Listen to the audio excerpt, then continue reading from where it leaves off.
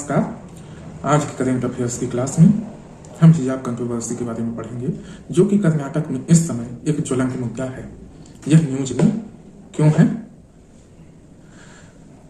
5 फरवरी को कर्नाटक सरकार ने एक ऑर्डर पास किया अपनी शक्ति, जो कि उसको सेक्शन 135(2) कर्नाटक एजुकेशन एक्ट 1983 में मिली हुई है। इसमें उसने सारे एजुकेशन इंस्टीट्यूट्स में यूनिफॉर्म कंपलसरी कर दिए। अपने 2013 के डायरेक्टिव को रिफर करते हुए जो लेटेस्ट डायरेक्टिव दिए गए हैं ऑर्डर में, उसमें यह स्पेसिफाई किया गया है कि जो हिजाब और हेड स्कार्फ है वह यूनिफॉर्म का हिस्सा नहीं है। अपने ऑर्डर में कर्नाटका सरकार ने कहा है कि स्कार्फ और हेड स्कार्फ और हिजाब is not an essential religious practice for Muslims and that can not be protected under the constitution. हिजाब मुसलमानों का एक अनिवार्य धार्मिक हिस्सा नहीं है, एक अनिवार्य धार्मिक प्रैक्टिस नहीं है जिसको संवैधानिक संरक्षण प्रदान किया जा सके। इसमें कई अलग अलग हाई कोर्टों के आदेशों का उल्लेख किया है, जिसमें हाई कोर्टों ने यह कहा है कि हिजाब को और हेड स्कार्फ को बैन करना फंडामेंटल राइट्स का वायलेशन नहीं है और फ्रीडम ऑफ रिलीजन का वायलेशन नहीं है।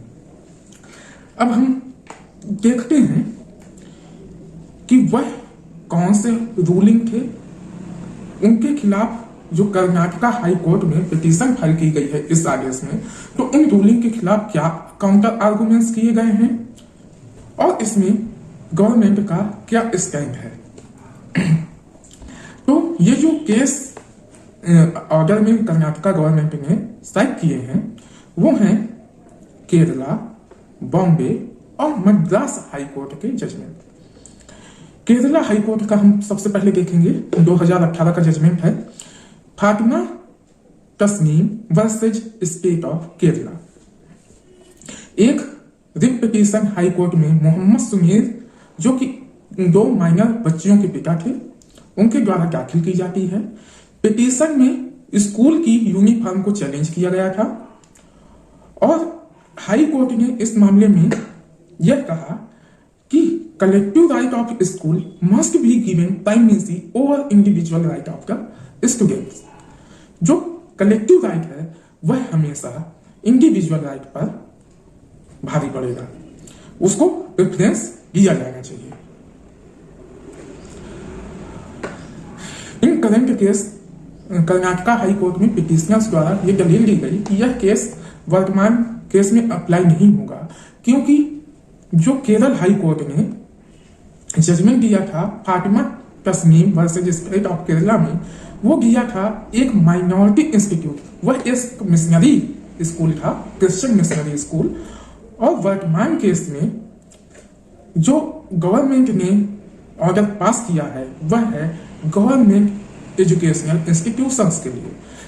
संविधान में माइनॉरिटी एजुकेशन इंस्टीट्यूट्स को ग्रेटर फ्रीडम दी गई है तो उनके अफेयर्स को रेगुलेट करने की। अब हम दूसरा केस देखेंगे, बॉम्बे हाई कोर्ट का है ये 2003 का।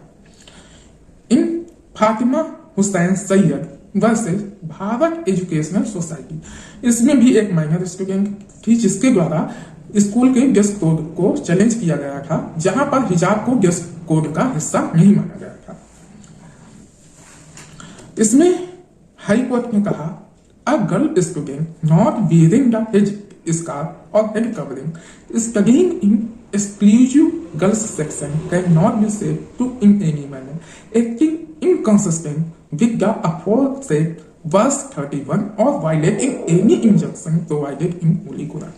अर्थात एक लड़की जो गर्ल्स स्कूल में पढ़ रही है उसका हिजाब न पहनना किसी भी प्रकार से कुरान की वर्स 31 या अन्य किसी वर्स का उल्लंघन नहीं है।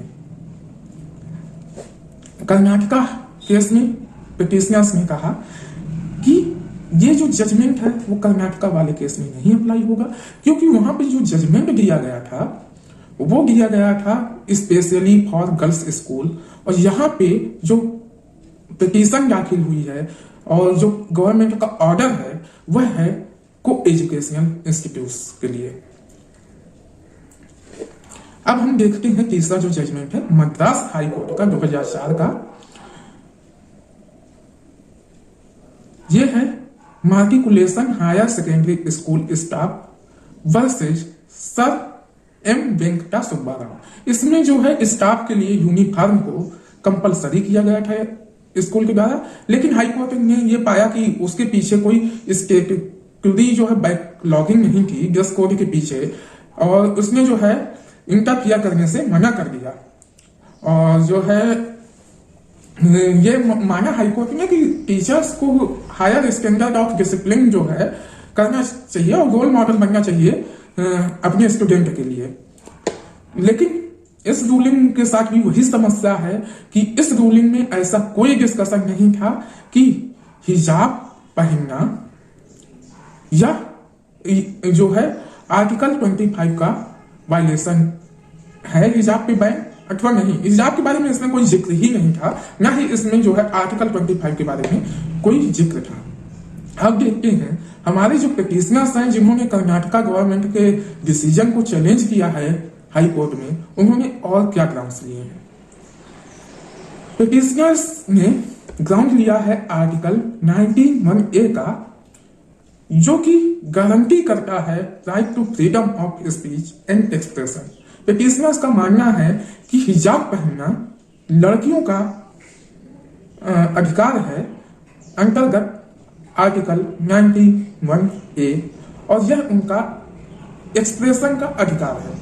और आर्टिकल 91(a) में जो रीजनेबल रिस्ट्रिक्शन लगाए जा सकते हैं वह सिर्फ आर्टिकल 19(2) के आधार पर लगाए जा सकते हैं।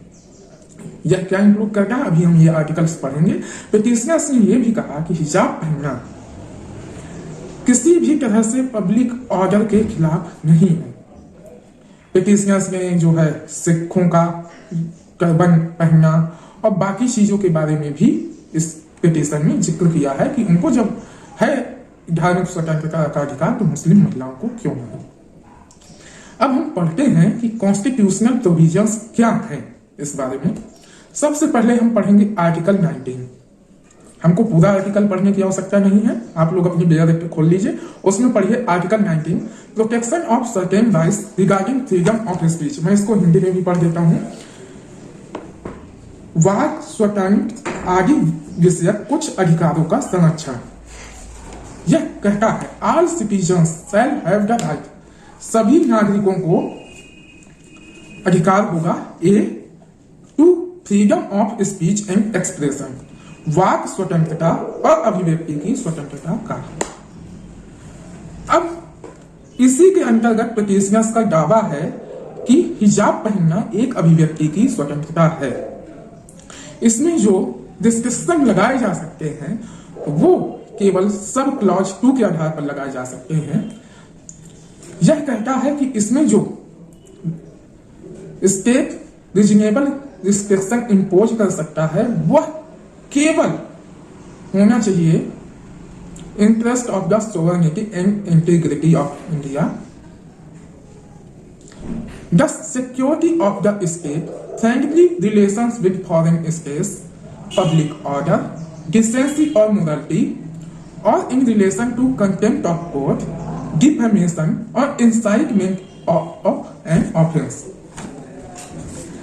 हम इसको हिंदी में भी पढ़ लेते हैं।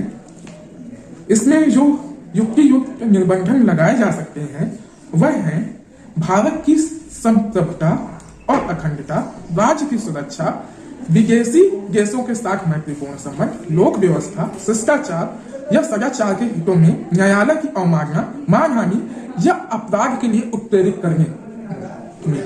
तो यही इसके ग्राउंड्स हो सकते हैं। इसके अलावा अन्य किसी ग्राउंड्स पर सरकार रिस्ट्रिक्शन नहीं लगा सकती है, ना ही बैन कर सकती है freedom of speech and expression को। अब ये मोरालिटी क्या है, पब्लिक ऑर्डर क्या है, इस चीज को हम आगे डिस्कस करेंगे। उससे पहले हम लोग पढ़ लेते हैं आर्टिकल 25 जो कि दूसरा आर्टिकल है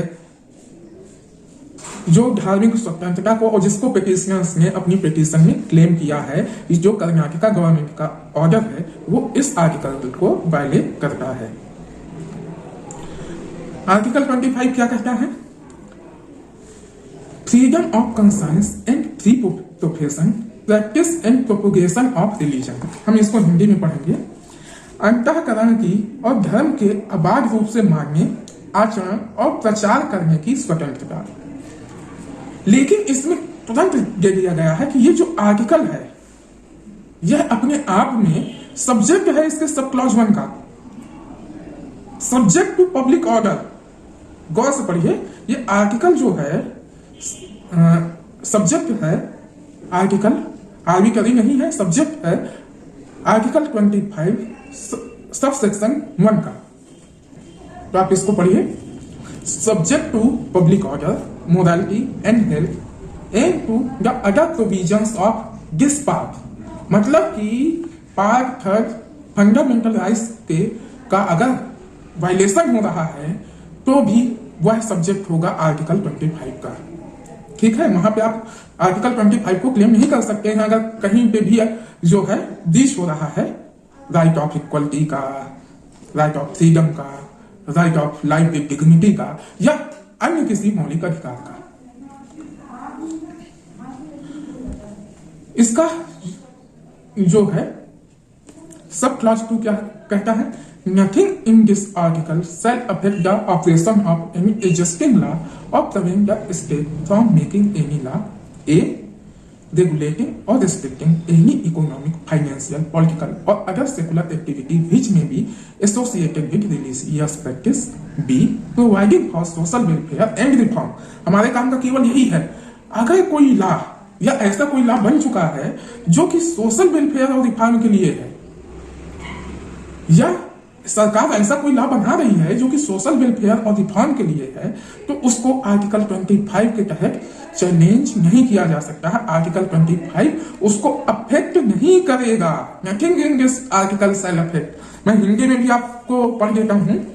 इस अनुच्छेद की कोई बात किसी ऐसी विद्यमान विधि के प्रवर्तन पर प्रभाव नहीं डालेगी या राज्य को कोई ऐसी विधि बनाने से निवारित नहीं करेगी जो का धार्मिक आचरण से संबंध किसी आर्थिक, वित्तीय, राजनैतिक या अन्य लौकिक क्रियाकलाप का विनियमन या निर्बंधन करती है। सामाजिक कल्याण और सुधार के लिए या सार्वजनिक प्रकार की हिंदुओं की धार्मिक संस्थाओं को हिंदुओं के सभी वर्गों और अनुभाग के लिए खोलने का उल्लंघन करती है। तो इसमें जो खा है 25 two B, providing for social welfare and reform. तो क्या हिजाब को हटाना सोशल वेलफेयर है, रिफॉर्म है? यह एक क्वेश्चन ऑफ लॉ है। Let the court decide. Sati प्रथा भी थी, उसको हटाया गया, वो सोशल वेलफेयर और रिफॉर्म माना गया। पर्दा प्रथा थी, दहेज प्रथा थी, बहुत सारी कुरीतियां थी, बाल विवाह था, जिसको हटाया गया। बहुत सारे लोग उस समय में इनके समर्थन में रहे होंगे। बहुत सारी महिलाएं खुद सती प्रथा के समर्थन में रही होंगी। बहुत सारी महिलाएं सासें भी रहती हैं दहेज प्रथा के समर्थन में कि हमें, हमारा बेटा हमको दहेज लेना है, अपनी बहुओं को जला के मार देती है। तो बहुत सारी महिलाएं दहेज प्रथा के भी समर्थन में होंगी। तो क्या यह इसके खिलाफ लॉ नहीं बनाया गया? बनाया गया। आज जो महिलाएं इसको समर्थन कर रही हैं हिजाब का, हो सकता है उनका कोई पॉलिटिकल मोटिव हो, या हो सकता है वो अवेयर न हो अपने राइट्स को लेके, या बहुत ज्यादा चरमपंथी का शिकार हो। मैं उस पर नहीं जाऊंगा, मैं उस पर कमेंट नहीं करूंगा। लेकिन जब कोई इंडिविजुअल अपना वेलफेयर न जान पाए कि उसका वेलफेयर क्या है, तब ये स्टेट की लायबिलिटी है कि वो इंडिविजुअल के वेलफेयर के लिए लॉ बनाए। कई बार हम लोग जहर खाना चाहते हैं, मरना चाहते हैं, लाइफ हमारी है, हम चाहे जैसे जिए, तो हम उस समय अपना वेलफेयर नहीं समझ सकते। जो अटेम्प्ट टू सुसाइड है, यह एक ऑफेंस है आईपीसी में। स्टेट ने हमको प्रोटेक्ट करने के लिए हमारे लिए इसको ऑफेंस बनाया है। तो कई बार इंडिविजुअल्स अपना वेलफेयर नहीं समझ सकते, उनके क्या हित में है वो नहीं समझ सकते, इसीलिए स्टेट उनके लिए लॉ बनाने के लिए बाध्य है। ये स्टेट का दायित्व भी है कि उसको बनाए। अब हम देखते हैं हिजाब की क्या सिचुएशन है, किन किन कंट्रियों में इसको बैन किया जा चुका है। हिजाब बैनिंग अदर कंट्रीज। स्विट्जरलैंड में मार्च 2021 में हिजाब को बैन किया जा चुका है। फ्रांस में ये बैन किया जा चुका है 2011 में। फ्रांस लगातार कई इस्लामिक आतंकवाद की कई घटनाओं का शिकार रहा है, उनका विक्टिम रहा है। इसीलिए फ्रांस ने इसके जो है स्ट्रिक्ट लॉ बनाया है। पब्लिक प्लेस पे बुर्का पहनना, फेस को कवर करना वहां पे बैन है और इसके लिए वहां पे हैवी फाइन है। चाइना में 2017 में बुर्का को बैन कर दिया गया। यहाँ तक कि मुस्लिम जो है लॉन्ग बियर्ड भी नहीं रख सकते हैं चाइना में। बेल्जियम 2011 में इसको बैन किया गया। डेनमार्क 2018 में, श्रीलंका 2019 में और इससे पहले 2019 में जो बैन हुआ था वो टेम्परेरी बैन था। 2021 में 29 अप्रैल 2021 में इसको बुर्का को परमानेंटली बैन कर दिया गया और पब्लिक प्लेसेज में all forms of face veils in public places are ban due to national security concern. राष्ट्रीय सुरक्षा के लिए उन्होंने श्रीलंका में बैन किया हुआ है। आप देखिए, उन्होंने हिजाब को राष्ट्रीय सुरक्षा के लिए खतरा माना है। आप एक बार पुनः आर्टिकल 19(1)(a) में जाइए, सिक्योरिटी ऑफ द स्टेट, इस पर जो है प्रतिबंध लगाया जा सकता है सिक्योरिटी ऑफ द स्टेट के लिए, ठीक है। आर्टिकल 19(1)(a) में प्रतिबंध लगाया जा सकता है इस आधार पर।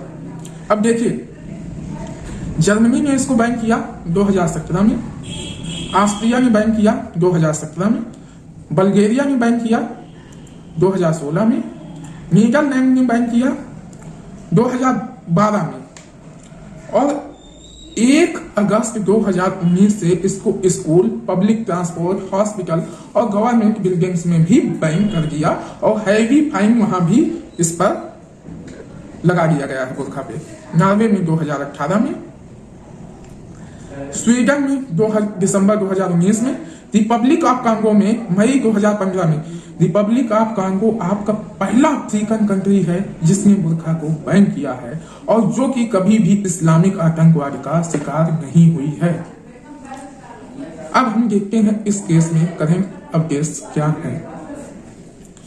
इसमें सुप्रीम कोर्ट ने आज का आप अगर अखबार उठा के देखें तो उसमें पहली हेडिंग यही है, supreme court again refuses to intervene on Karnataka hijab bill. SC said that it is taking at appropriate time.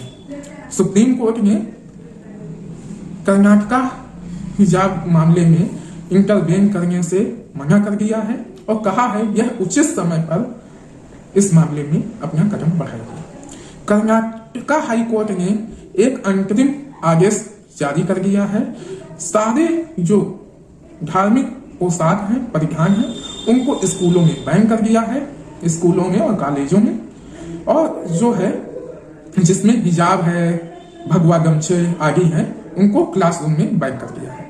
Karnataka high court issued an interim order restraining students from wearing religious dresses like hijab, saffron shawls within classrooms। तो ये जो है current update है इस case में। अब जो court के सामने क्वेश्चन है वो क्वेश्चन इन इशू क्या है। पहला क्वेश्चन इन इशू है, इफ द हिजाब इज एन इंटीग्रल पार्ट और एसेंशियल प्रैक्टिस इन इस्लाम, क्या हिजाब या बुर्का इस्लाम का अनिवार्य अंग है? क्या यह अनिवार्य प्रथा है इस्लाम में? पहला क्वेश्चन इन इशू कोर्ट के सामने यह होगा जिस पे कोर्ट डिसाइड करेगी। मान भी लिया जाए कि यह इस्लाम का अनिवार्य हिस्सा है, इस्लाम की अनिवार्य प्रथा है, उसके बाद भी क्या यह against the public order, morality, health और सिक्योरिटी ऑफ द स्टेट है?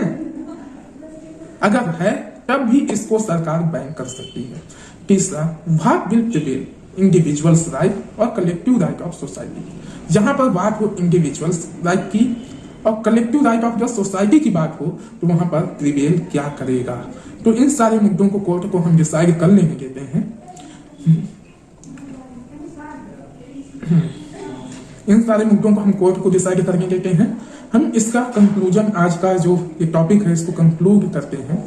एक मैक्सिम है, सैलस पॉपुली सुप्रीमा लेक्स एस्को। इसका लैटिन में जो अर्थ है मैं हिंदी में आपको बताऊंगा। The health welfare good salvation felicity of the people should be the supreme law. Let the good or safety of the people be the supreme or highest law or the welfare of the people shall be the supreme law. ये अर्थ वही है कि लोगों का welfare, लोगों का हित भी देश की सर्वोच्च विधि होनी चाहिए। कई बार लोग अपने हित का निर्णय नहीं कर पाते हैं खुद कि क्या उनके हित में है, क्या उनके हित में। ऐसे में सरकार का यह दायित्व है, स्टेट का यह दायित्व है कि वह लोगों के हित में विधि बनाए और वही विधि सर्वोच्च होनी चाहिए। भारत जैसे एक सेकुलर देश में हिजाब कंट्रोवर्सी होनी ही नहीं चाहिए। होना ये चाहिए था कि बच्चियां, जो मुस्लिम बच्चियां हैं, हिजाब पहनना चाहती हैं, वो हिजाब पहने, अपने प्राइवेट प्लेसेस पे, अपने घर पे पहने, रोड पे चलें तो पहने, जहां पे उनको असुरक्षा का भाव होता है वहां पर पहने। School, college, public places, hospitals, metros, जहां सिक्योरिटी का मुद्दा है वहां पुलिस, आर्मी, जहां एक यूनिफॉर्म है, जहां पर यूनिफॉर्मिटी है, जहां एक डिसिप्लिन है, वहां पर हिजाब पहनना कतई उचित नहीं है। ठीक है, तो स्कूल, कॉलेज और अदर पब्लिक प्लेसेस में हिजाब को बैन होना चाहिए। यह एक राष्ट्रीय सुरक्षा से जुड़ा हुआ मुद्दा है, पब्लिक ऑर्डर से जुड़ा हुआ मुद्दा है, यहाँ तक कि महिलाओं की हेल्थ से भी जुड़ा हुआ मुद्दा है। विकट गर्मी में आप किसी को काला कपड़ा सर से पांव तक पहना के खड़ा कर दीजिए, उसकी तबीयत खराब भी होगी। तो साथ ही ये महिलाओं से उनके समानता का अधिकार भी छीनता है। महिलाओं को अधिकार होना चाहिए कि वो क्या पहने क्या नहीं पहने। आप उनको फोर्स करते हैं, ये मौलवी मौलाना फोर्स करते हैं कि जो मुस्लिम महिला नहीं पहनेगी हिजाब इस्लाम से खारिज कर दी जाएगी। सानिया मिर्जा के खिलाफ कितने फतवे जारी किए गए बुर्का पहनने के लिए। अगर वो बुर्का पहन रही होती तो क्या इतनी बड़ी स्टार होती? क्या वो देश के लिए कभी खेल पाती? आप खुद ही सोचिए। तो ज्यादा नहीं, मैं यही बोलूंगा कि ये कंट्रोवर्सी अगेंस्ट द वुमेन है और वुमेन्स को खुद अपना हित निर्धारित करना चाहिए। एकदम धार्मिकता की बयान में बहना नहीं चाहिए। उनके अधिकारों का वायलेशन करता है हिजाब। क्या पहनना उनको डिसाइड करने दीजिए, आप मत उसमें इंटरवेन कीजिए। धर्म मत लाइए पोशाक में, खाने पीने में, पोशाक में, रहन सहन में धर्म को मत लाइए हर जगह। ये मेरा एक विनम्र निवेदन भी है। आज के लिए सिर्फ इतना ही। अगले हफ्ते पुनः मिलेंगे किसी और टॉपिक के साथ। अगर आप लोगों किसी टॉपिक पे मेरा एक्सप्लेनेशन चाहते हैं तो मुझे आप लोग मैसेज कर सकते हैं 9455229215। टेलीग्राम पे करें मैसेज या व्हाट्सएप पे 9455229215 पर। मैं पूरा प्रयास करूंगा कि मैं उस टॉपिक को आप लोगों के लिए एक्सप्लेन करूं। Thank you.